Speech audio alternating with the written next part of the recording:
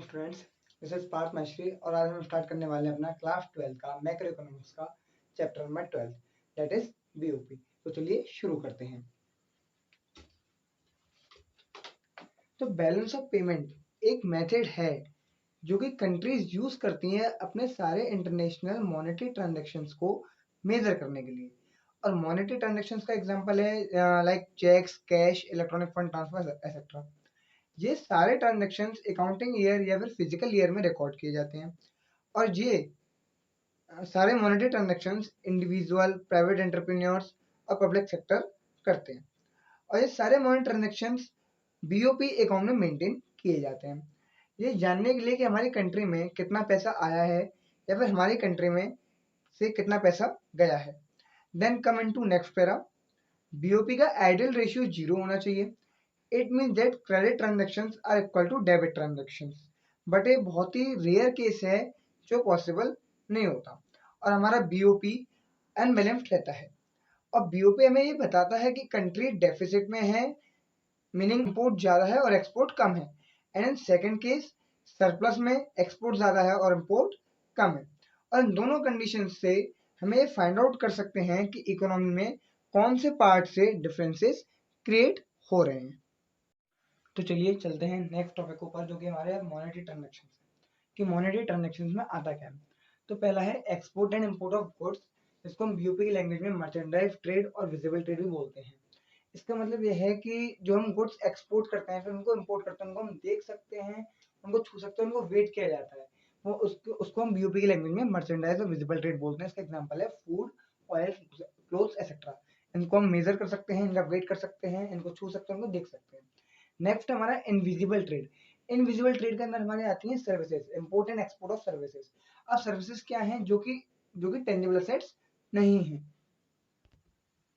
जैसे कि हमारे मेडिकल टूरिज्म हो गई, कस्टमर सर्विस आउटसोर्सिंग हो गई। कस्टमर सर्विस आउटसोर्सिंग का मीनिंग है कि जो मल्टीनेशनल कंपनीज हैं वो अंडर डेवलपिंग कंट्रीज में कुछ वर्क आउटसोर्स कर रही हैं, कुछ टास्क आउटसोर्स कर रहे हैं कि अंडर डेवलपिंग कंट्रीज ये काम करेगी। जैसे फॉर एग्जांपल हमारा बीपीओ है, बिजनेस प्रोसेस आउटसोर्सिंग, जो कि आप लोगों ने बीएफटी में पढ़ा होगा। और मेडिकल टूरिज्म, आप कोई ट्रीटमेंट करवा के आ रहे हैं फॉरेन से, ये हमारे मेडिकल टूरिज्म इंडस्ट्री के अंदर आएगा। तीसरा है हमारा फाइनेंशियल एसेट। अब फाइनेंशियल एसेट्स में आते हैं हमारे cash, stock, bond, mutual fund, bank deposit. ये सारे हमारे एग्जांपल्स हैं फाइनेंशियल एसेट्स के। अब फाइनेंशियल एसेट्स का मैं मतलब याद रखने की चीज़ है, ये फाइनेंशियल एसेट्स वो एसेट्स होते हैं जिनकी कोई फिजिकल वैल्यू नहीं होती। Means that they assets are in a paper form, like shares, bonds, these are in a paper form और इन अ इलेक्ट्रॉनिक फॉर्म, तो उनकी खुद की कोई फिजिकल वैल्यू नहीं। नेक्स्ट हमारे आते हैं रियल एसेट्स। हमारे टेंजिबल इन्वेस्टमेंट होते हैं जिनकी खुद की एक वैल्यू होती है because they are exist in a physical form. और जो हमारे रियल एसेट्स हैं वो हमारे स्टेबल होते हैं बट उनकी लिक्विडिटी कम होती है। और इसका उल्टा हमारे फाइनेंशियल एसेट्स हैं वो अनस्टेबल होते हैं, उनकी लिक्विडिटी ज़्यादा होती है। अब स्टेबल और अनस्टेबल से मीनिंग क्या है। जो रियल एसेट्स है, जैसे फॉर एग्जांपल एक लैंड है, तो आपने अगर परचेज करी तो वो स्टेबल रहेगी। और फॉर एग्जांपल एक शेयर है, आपने वो परचेज करा तो उसके प्राइसेस फ्लक्चुएट हो सकते हैं, ऊपर भी जा सकते हैं, नीचे भी जा सकते हैं।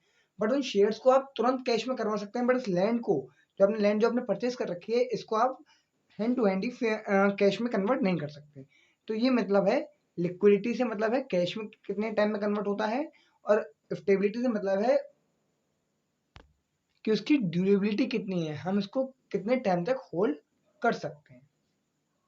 ये अभी समझते हैं कि जो फॉरेन एक्सचेंज का फ्लो होता है वो हमारी कंट्री में कैसे होता है और हमारी कंट्री से रेस्ट ऑफ द वर्ल्ड में फॉरेन एक्सचेंज कैसे फ्लो करता है।